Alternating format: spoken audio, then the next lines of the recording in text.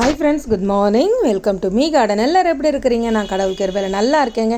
நீங்களும் கடவுள் கிருபையில் நல்லா இருப்பீங்க நம்புகிறேன். ஃப்ரெண்ட்ஸ் இந்த காலையில் உங்களோட நான் என்ன ஷேர் பண்ணிக்க போகிறேன்னா, உங்கள் எல்லாருக்குமே வர ஒரு பிரச்சனை என்னென்னா, அவரை செடியில் கருப்பாக இலைப்பேன் வருது அப்படின்னு சொல்லிட்டு, என்ன தான் நம்ம அவரையை ஊட்டி வளர்த்தாலும் அந்த இலைப்பேன் வந்ததுன்னா நம்மளால் அதை காப்பாற்றவே முடியாது.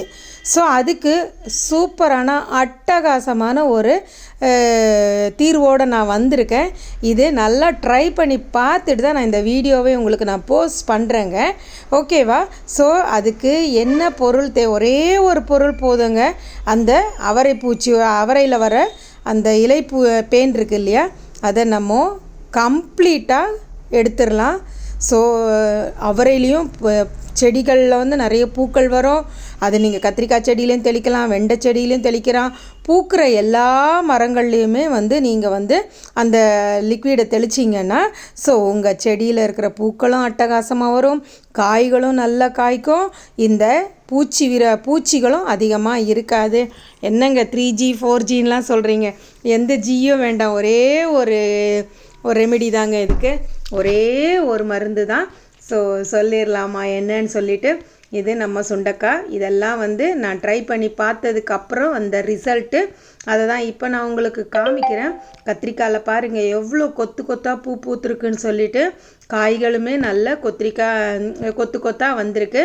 அதோட இது என்னென்னா, இது பெருங்காயம் கட்டி பாதி கட்டியை எடுத்து நான் ராத்திரியே தண்ணியில் நல்லா ஊற வச்சுக்கிட்டேங்க.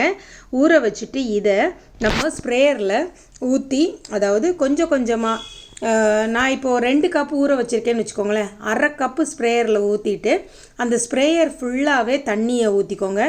ஊற்றிட்டு எந்தெந்த செடியிலெல்லாம் உங்களுக்கு பூச்சி இருக்கோ எல்லா செடியிலையும் அடிங்க. இதை பாருங்கள் எப்படி ஒட்டிகிட்ருக்கு பாருங்கள் அந்த இலைப்பேன்.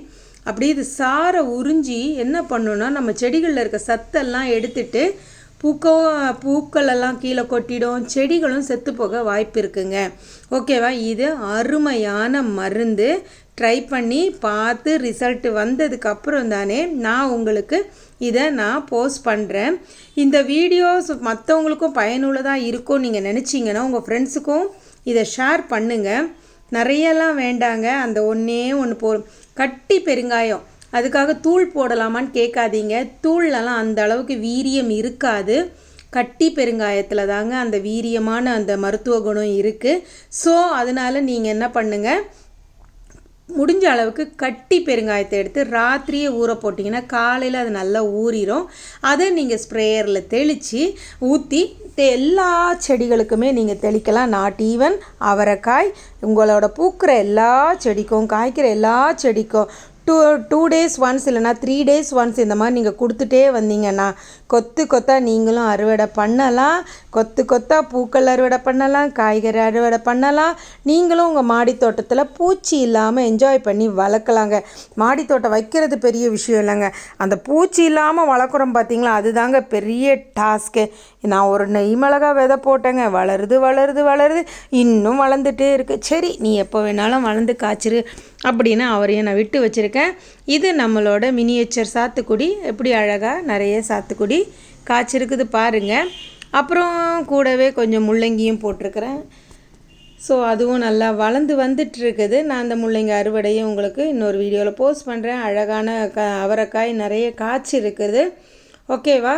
ஸோ இந்த மாதிரி பார்த்து உங்கள் வீட்லேயும் மாடி தோட்டத்தில் நீங்கள் வச்சுருக்க செடி, மாடி தோட்டம் இல்லைங்க, தரை தோட்டத்தில் வச்சுருக்க அவரைக்காய் செடி, பூக்கள் செடி, கத்திரிக்காய் செடி வச்சுருக்கவங்க கூட நீங்கள் இந்த லிக்விடை பயன்படுத்தலாம். டிசம்பர் பூக்கள் சீசன் இப்போது, அதனால் நிறைய பூக்கள் அழகாக பூக்க ஆரம்பிச்சிருச்சு. இது பார்த்திங்கன்னா சக்கரவள்ளி கிழங்கு சிகப்பு. நான் இன்னும் இது வரைக்கும் அறுவடை பண்ணலை. இது நம்மளோட வாட்டர் லில்லி. ஸோ அதுவும் ஒரு பக்கம் வளர்ந்துட்டுருக்குதுங்க. ஓகேவா? ஸோ எல்லாருக்குமே இந்த பூச்சி பிரச்சனை தாங்க பெரிய பிரச்சனையாக இருக்கும்.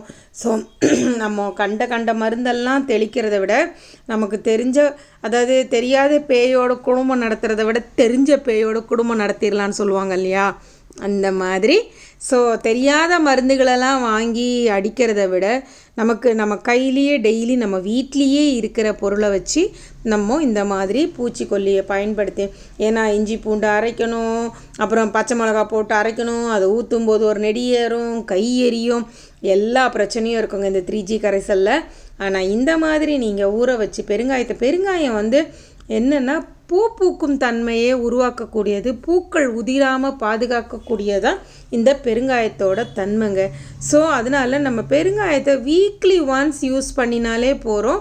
நம்ம செடியிலலாம் மாவு பூச்சி, அஸ்வினி பூச்சி, இந்த மஞ்சள் பூச்சி இதெல்லாம் இல்லாமல் வந்து இலை உருட்டல், அதாவது இலை சுருட்டலா இந்த மாதிரிப்பட்ட பூச்சிகள்லேருந்தெல்லாம் நம்ம வந்து கொஞ்சம் வெளியில் வந்துடலாம். வீக்லி ஒன்ஸ் பண்ணினாலே போகிறோங்க. நல்லா பூக்கும், நல்லா காய்க்கும் நம்ம செடி. இது பார்த்திங்கன்னா 2 லிட்டர் ஸ்ப்ரேயர் நான் எடுத்துருக்கிறேன். ஸோ அதனால் நான் 3/4 கப்பு அதில் ஊற்றி எல்லா செடிகளுக்குமே வந்து நான் வந்து ஸ்ப்ரே பண்ணுவேங்க. நான் இப்போ கொடுக்குற மருந்து இதுதான். எல்லாருமே கேட்பீங்க என்ன பூச்சிக்கொல்லி யூஸ் பண்ணுறீங்கன்னுட்டு. நான் மந்த்லி ஒன்ஸ் மஞ்சள் தூள் தண்ணியில் கலக்கி எல்லா செடிக்கும் அடிப்பேன். அப்படி இல்லைன்னா ஸோ இந்த பெருங்காயம் இருக்குது இல்லையா, இதை ஊற வச்சு செடிகளுக்கு அடிப்பேன்.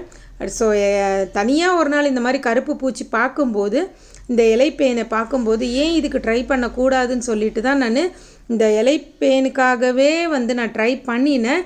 ஸோ அது சக்ஸஸாக வந்தது பாருங்கள். இந்த கத்திரிக்காயில் பூவே கிடையாது,